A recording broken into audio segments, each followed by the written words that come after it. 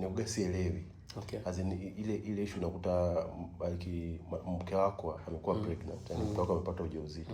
Unakuta anasema baba ile mimba haimpendi baba wa mtoto. Yani unakuta akikuona mkeo anaona kichefu. Yani anaona ni kama unaona takataka gani wakati ndo mpenzi wake na ndo unahusika na ile mimba yake. Hivi ile huwa inakuwa nini? Okay, ile kwanza inakuwaga ni psychological issue.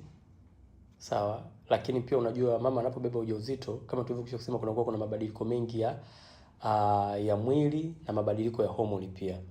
Yale mabadiliko ya hormone sometimes huwa yanapelekea kitu kinaitwa mood swing. Kutoka ndio kama tukasema mabadiliko ya hormone ya estrogen huwa yanasababisha mood swing. Sasa mama anapopata ujauzito sometimes inaweza ikawa psychological issue, lakini sometimes inaweza ikawa ni mood swing. Mood swing ni kuwa na hasira, lakini pia kuna tabia huwa zinabadilika mama anapokuwa mjamzito. Kwa mfano kama tabia ya kula udongo, ya kuchagua vyakula, wakati mwingine kuna demand au mahitaji ya mwili ambayo ni ya muhimu sana kwenye mwili. Mtu anataka chips mayai sana za usiku. Sasa hiyo inakuwa ni psychological issue. Sawa?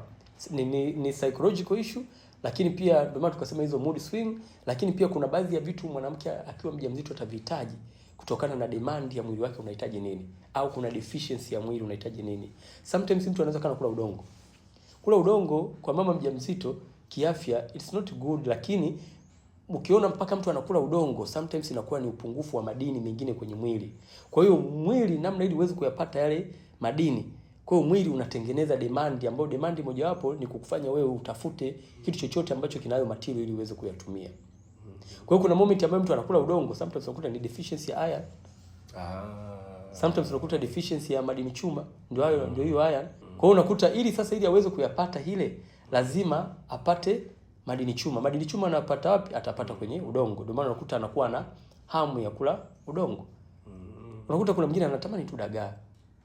Sawa, lakini mwili una upungufu wa hicho kitu.